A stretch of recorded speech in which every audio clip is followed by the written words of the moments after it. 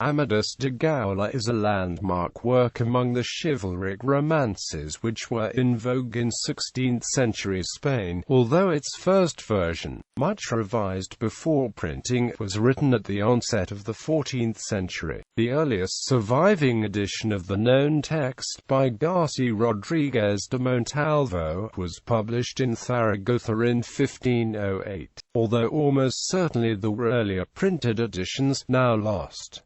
It was published in 4 books in Castilian, but its origins are unclear. The narrative originates in the late post-Arthurian genre and had certainly been read as early as the 14th century by the chancellor Pero López de Ayala as well as his contemporary Pero Ferrús.Montalvo himself confesses to have amended the first 3 volumes, and to be the author of the 4th. Additionally, in the Portuguese chronicle by Gomes de Azureira, Amadís is attributed to Vasco de Lobeira, who was knighted after the Battle of Aljubarrota. However, although other sources claim that the work was, in fact, a copy of one João de Lobeira, not troubadour Vasco de Lobeira, and that it was a translation into Castilian Spanish of an earlier work, probably from the beginning of the 14th century. No primitive version in the original Portuguese is known. The inspiration for the Amadís de Gaula appears to be the blocked marriage of Infanta Constanza of Aragon with Henry of Castile in 1260. As blocked was also Oriana's marriage to Amadís.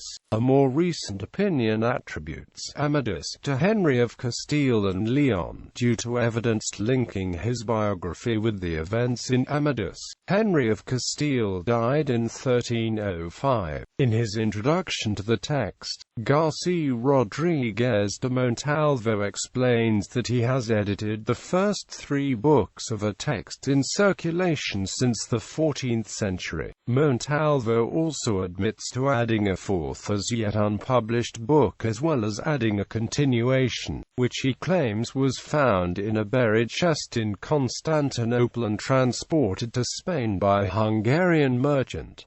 Characters and plot. The story narrates the star-crossed love of King Perion of Gaula and Elisna of England, resulting in the secret birth of Amadís. Abandoned at birth on a barge in England, the child is raised by the knight Gandales in Scotland and investigates his origins through fantastic adventures. He is persecuted by the wizard Archelaus but protected by Ergandala Desconocida, an ambiguous priestess with magical powers and a talent for prophecy. Knighted by his father King Perion, Amadís overcomes the challenges of the enchanted Insula Firma, including passing through the Arch of Faithful Lovers. Despite Amadís' celebrated fidelity, his childhood sweetheart, Oriana, heiress to the throne of Great Britain, becomes jealous of a rival princess and sends a letter to chastise Amadís. The knight changes his name to Beltenebros and indulges in a long period of madness on the isolated Peña Pobra. He recovers his senses only when Oriana sends her maid to retrieve him. He then helps Oriana's father, Lisuarte, repel invaders.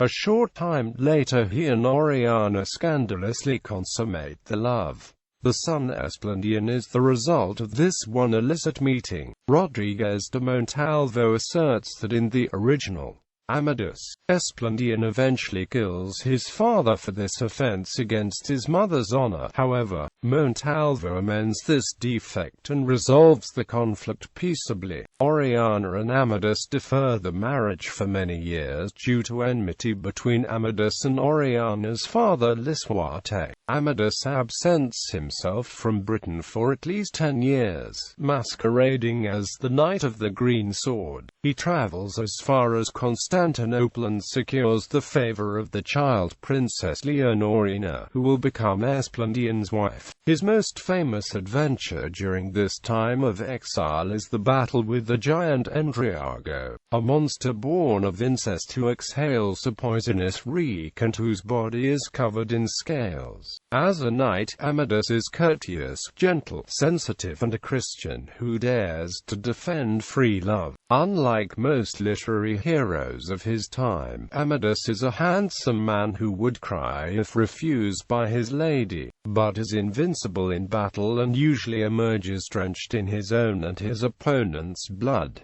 Literary significance. Called also Amadís sin tiempo by his mother, he is the most representative Iberian hero of chivalric romance. His adventures ran to 4 volumes, probably the most popular such tales of the time. François de Lannoy, one of the Huguenot captains of the 16th century, affirmed that reading the romances of Amadís had caused a spirit of vertigo even in his more rationally minded generation. The books show a complete idealization and simplification of knight-errantry. Even servants are hardly heard of, but there are many princesses, ladies and kings.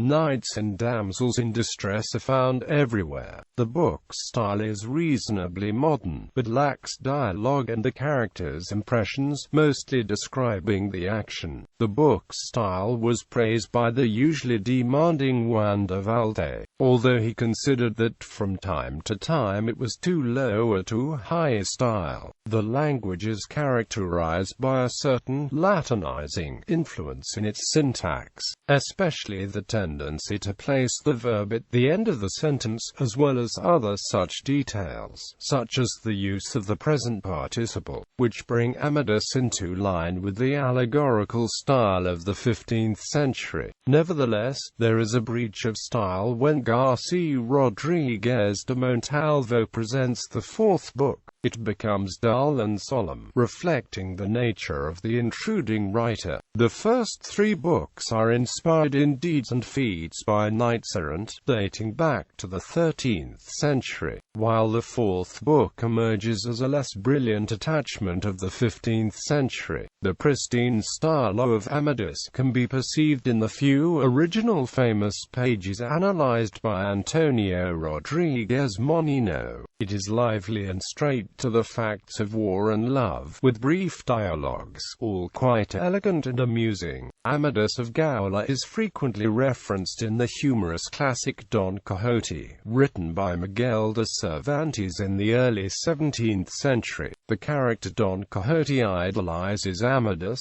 and often compares his hero's adventures to his own. Historically, Amadís was very influential amongst the Spanish conquistadors. Bernal Díaz del Castillo mentioned the wonders of Amadís when he was marveled by his first sight of Tenochtitlan, and such place names as California come directly from the work. Origins is mentioned above. The origin of Amadís and his adventures is disputed. Garci Rodríguez de Montalvo, a Spanish writer, is traditionally the author of the version whose earliest surviving edition is 1508. He claimed sole ownership only of Book IV. The existence of a prior version of Books I-III has been supported by Antonio Rodríguez Monino's identification of 4 15th-century manuscript fragments. The name Esplandian is clearly visible in one of these. The fragments belong to the collection of the Bancroft Library at the University of California, Berkeley. They show that contrary to the usual view that Montalvo expanded the first 3 books, they show that he abbreviated them. In the Spanish translation of Egidio Colon's De Regimine Principum, Amadís is mentioned, and also the poet Enrico, who could well be Enrico de Castilla. Egidio Colonna was in Rome 1267 when Henry of Castile was elected senator. The translation was made around 1350 under King Peter the Cruel. This is the oldest mention of Amadís.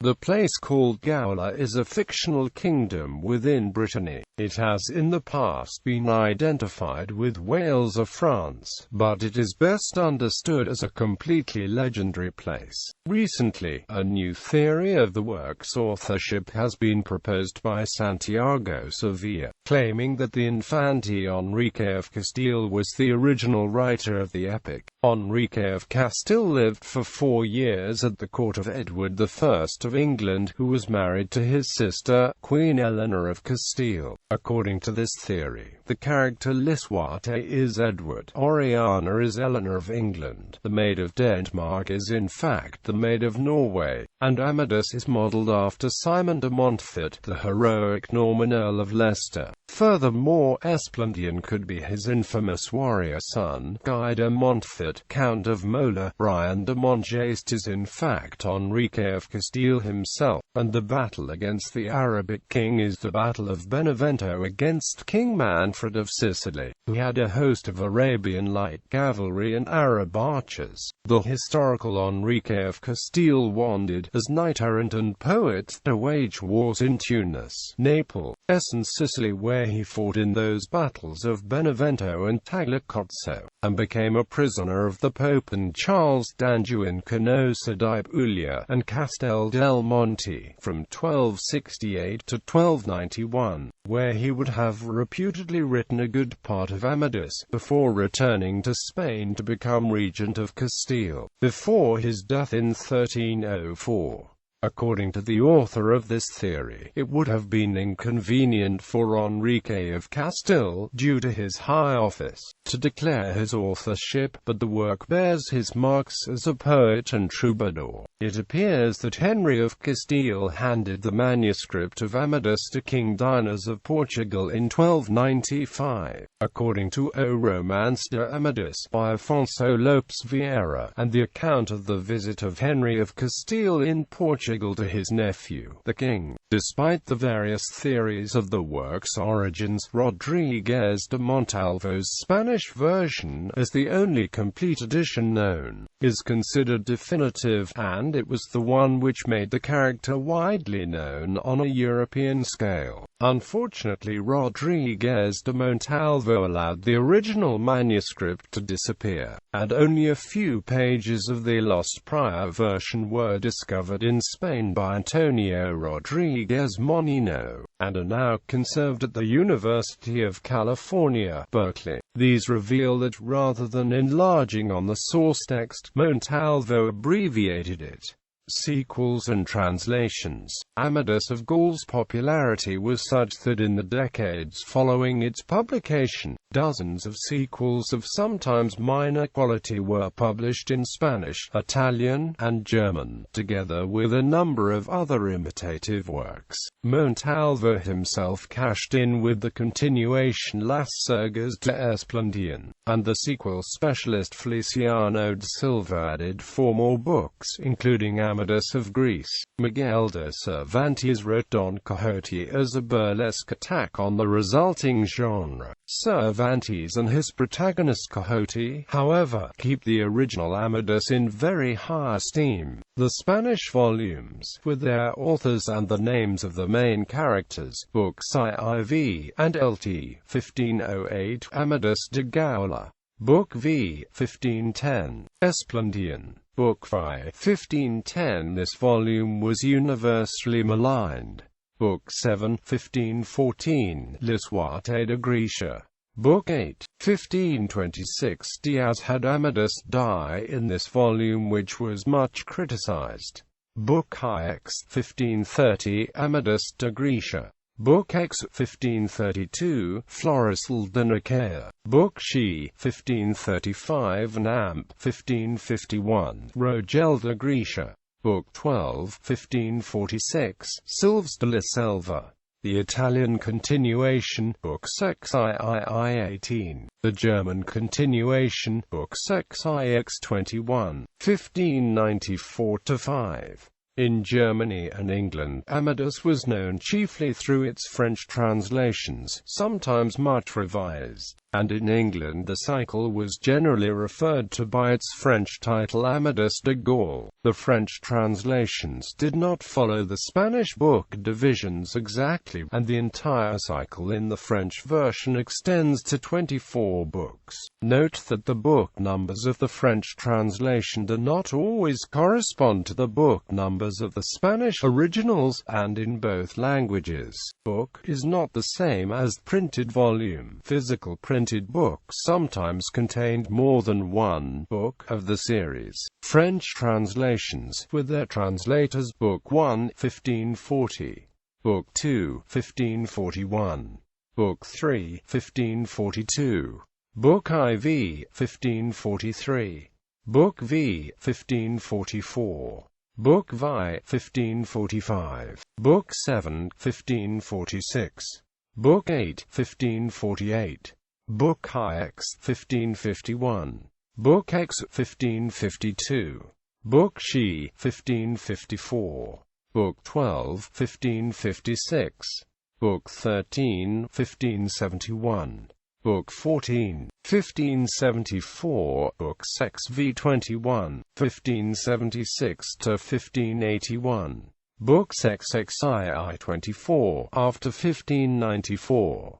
In Portugal and other parts of Iberia, the Amadís cycle also launched other adventure series, such as Palma and Olivia, original anonymous text in Castilian, 1511, Primalian, original anonymous text in Castilian, 1512, Palmarium de Inglaterra, original Portuguese text by Francisco de Moraes Cabral, c.1544, Dom Duados, original Portuguese text by Diogo Fernandes, Dom Clarisel de Bretana, original Portuguese text by Goncalves Lobato, Crônica do Imperador Claramundo, original Portuguese text by João de Barros, Sagrama, original Portuguese text by Goncalo Fernandes Trancoso, operas, Amadís by Jean-Baptiste Lully, Amadís de Gaula by André Cardinal des Duches,